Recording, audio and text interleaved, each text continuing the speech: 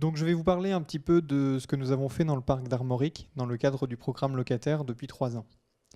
Mais d'abord, je vais vous donner quelques éléments de contexte, parce qu'on a vu ce matin que le contexte territorial, le contexte humain était prédominant dans cette question de circuit court. Et d'ailleurs, les conclusions que je pourrais retirer de cette présentation n'ont aucune valeur d'universalité.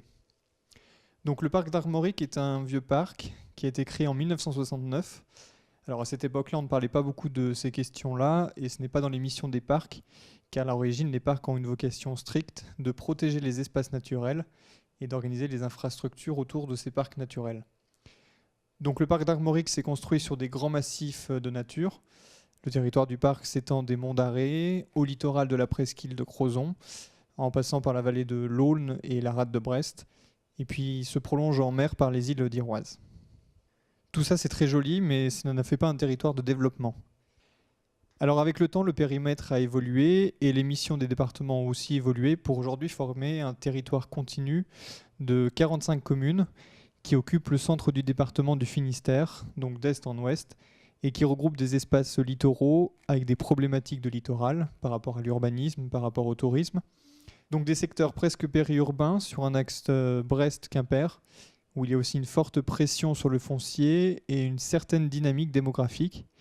Et puis des zones plus retirées à l'intérieur où la densité de population est beaucoup plus faible, où l'agriculture est beaucoup plus prédominante. Donc voilà, on est arrivé en 2009-2010 au moment du programme locataire avec une nouvelle charte du parc d'Armorique qui comptait un article qui avait pour mission de développer les circuits courts sur le parc pour les années à venir. Et donc le programme locataire a été pour nous de construire une stratégie sur le schéma classique, diagnostic, concertation, plan d'action et mise en œuvre. Alors pourquoi faire un diagnostic ? Les circuits courts en Bretagne, ce n'est pas le modèle agricole qu'on a en tête, parce que les producteurs en circuit court sont assez minoritaires, puisqu'on en a eu environ 5% dans les années 2000, et le recensement de l'agriculture aujourd'hui nous donne à peu près 10% en Bretagne, soit à moitié moins que la moyenne nationale. Donc on ne peut pas dire que ce soit quelque chose de très développé, et bien qu'il y ait une dynamique très forte, les politiques publiques d'appui au niveau régional sont encore assez balbutiants. En tout cas, elles l'étaient en 2009. Donc nous avons cherché à comprendre comment se structuraient et s'organisaient ces dynamiques territoriales et partenariales. Donc nous sommes lancés dans un diagnostic. Un diagnostic qui a d'abord consisté à repérer les producteurs et les modalités selon la méthodologie reconnue par le locataire. Nous avions quand même des éléments de diagnostic plus général qui était un diagnostic de la charte du parc, puisqu'à chaque révision de charte, on nous demande de faire un diagnostic de territoire. Donc nous avions des données démographiques que j'avais évoquées et d'autres données sur l'agriculture. Et nous avions aussi en magasin une étude de 2003 sur les producteurs fermiers. À l'époque, on ne parlait pas de circuit court chez nous, nous parlions de production fermière. Ça nous a permis d'avoir des éléments de référence pour mieux comprendre ce qui s'était passé entre 2003 et 2010. Alors qu'est-ce qui s'est passé entre 2003 et 2010 ? Le nombre de producteurs en vente directe a plus que doublé et traditionnellement il était présent dans les zones retirées du parc. Et c'est surtout ce secteur-là qui s'est développé. Donc tous les petits losanges noirs, ce sont des installations qui se sont développées ces 10 dernières années. Ça nous a permis de mesurer le taux d'installation en circuit court. On a eu sur le territoire du parc 2 installations pour un départ, puisqu'il y a eu aussi des départs. Ce n'est pas quelque chose de pérenne. Il y a beaucoup d'agriculteurs en circuit court qui au bout de quelques années s'arrêtent. On compte donc 2 installations pour un départ. En même temps, pour l'agriculture conventionnelle, on compte une installation pour 3 départs. Ce qui fait que la proportion de producteurs en moins de 10 ans est passée de 5 à 10%. Et les territoires où ces installations se font sont de plus en plus des territoires avec une démographie plus active, une dynamique plus forte. Et elles s'accompagnent aussi, ces installations de producteurs, d'un développement de nouvelles modalités, des marchés de producteurs, des points de vente collectifs et les circuits passant par les commerçants et les restaurateurs. Vous voyez que c'est plutôt sur la partie ouest du parc qu'on va trouver ces petites pastilles colorées. Alors ça nous amène à considérer que d'une dynamique un petit peu à boucher les trous, les producteurs s'installent autrefois dans les zones à l'intérieur du parc, les zones rurales, et dans les zones où l'agriculture traditionnelle était en déclin. On est passé maintenant à une dynamique de territoire, c'est-à-dire que c'est peut-être la demande et le dynamisme des territoires eux-mêmes qui provoquent le développement des circuits courts et l'installation de nouveaux producteurs et de nouvelles modalités.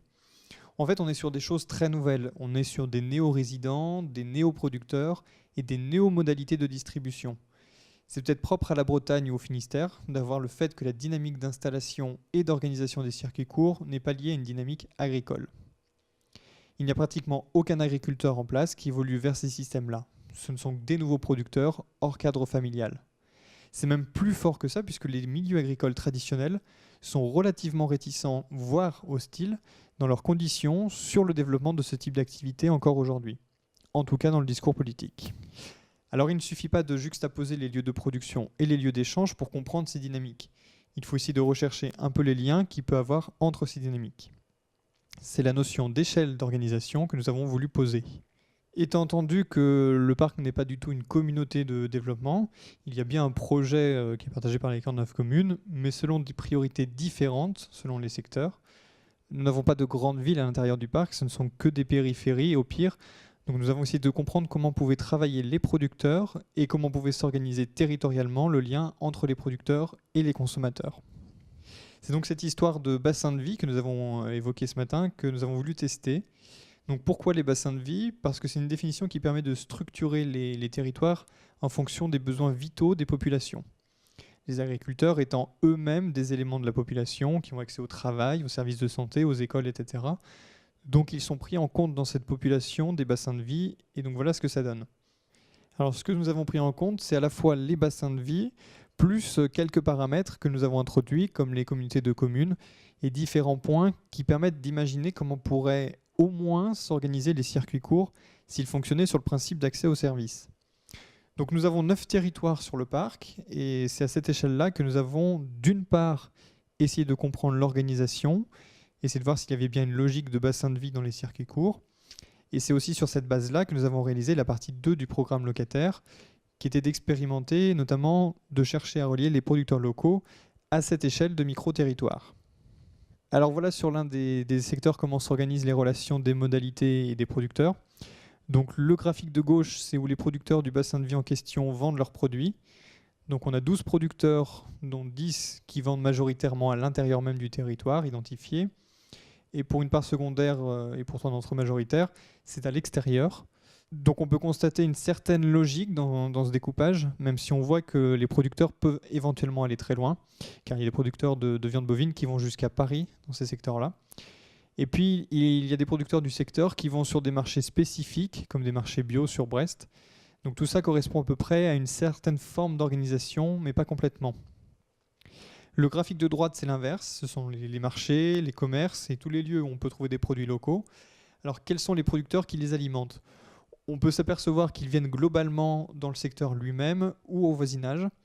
Certains producteurs viennent d'un peu plus loin, mais c'est essentiellement par rapport à des habitudes de présence sur des marchés ou des produits que l'on ne trouve pas localement. Donc la conclusion sur ces découpages territoriaux, c'est que la notion de bassin de vie est peut-être une base pour travailler, mais il n'est pas utile de s'y conformer de manière précise.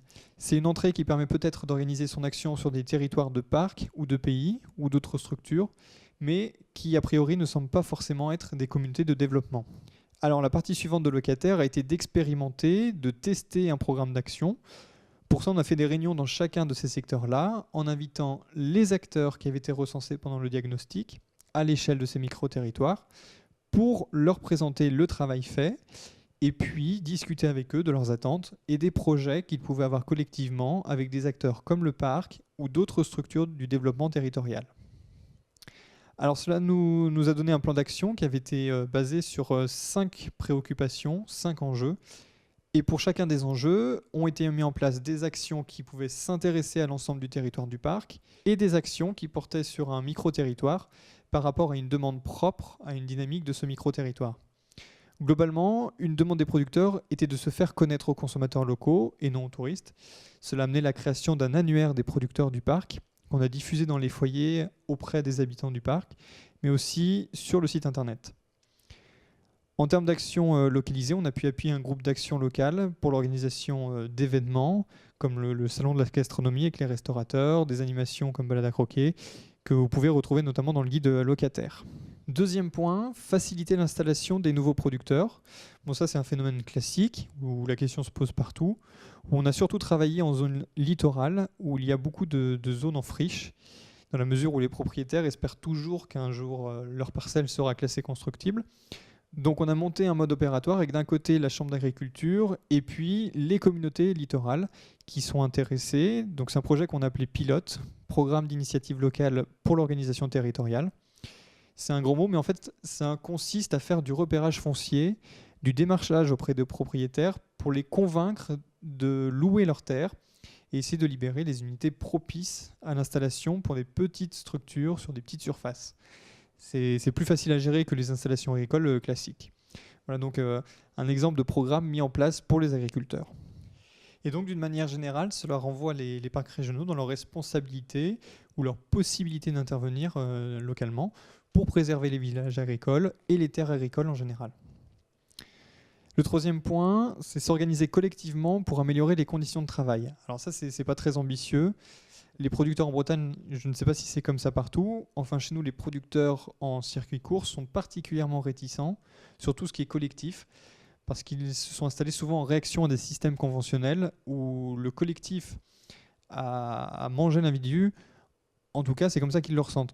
Donc quand on parle d'action collective, en général, c'est assez houleux et ça ramène à des débats de société ou des débats politiques où on n'avance pas beaucoup. Par contre, l'entrée et conditions de travail, je mutualise mes tournées avec mon voisin, on essaie d'avoir une partie en commun, ça, c'est des choses qui leur parlent plus et pourquoi pas. Donc, qu'a-t-on fait dans ce domaine-là ? Tout d'abord, de l'information. Amener les gens à se rencontrer pour parler d'action collective, de mutualisation, de tâches, etc. Donc pour ça, on a fait 3 demi-journées. On a fait des journées, par exemple, sur quelque chose qui intéresse les producteurs en circuit court et qui est quand même une caractéristique des circuits courts, c'est comment je fixe mon prix. Parce que finalement, les producteurs en circuit court mettent en avant un élément important de leur activité, c'est qu'ils sont maîtres de leur prix. Donc on a eu une discussion là-dessus, ce qui était assez fédérateur.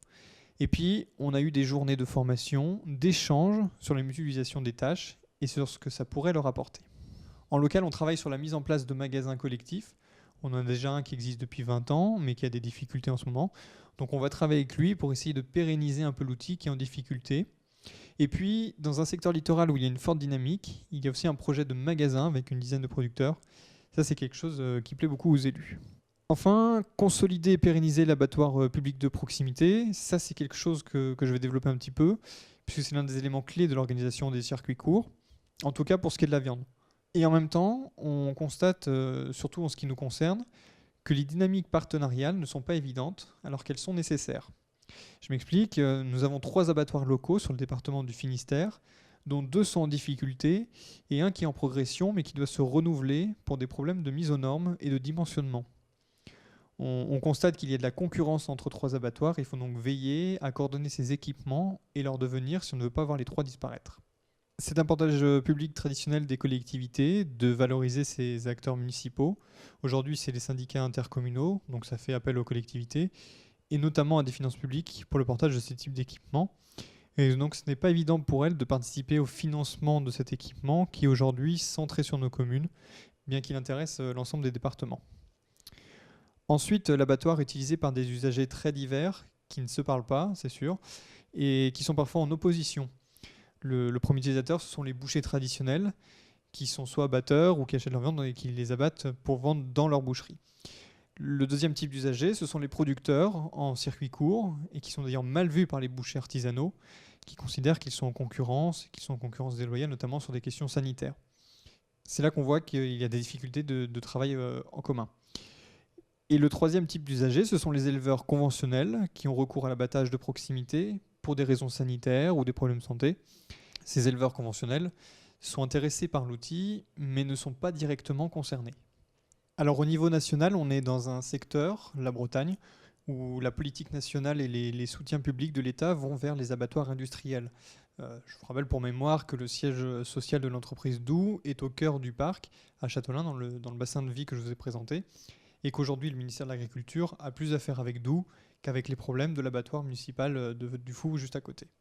Alors là, ce que vous voyez, ce ne sont que les abattoirs de viande en Bretagne, qui sortent 170 000 tonnes par abattoir, et pour les abattoirs municipaux, c'est 2000 tonnes. Donc l'État, c'est clair, n'est pas disposé à soutenir par des fonds nationaux l'abattoir local.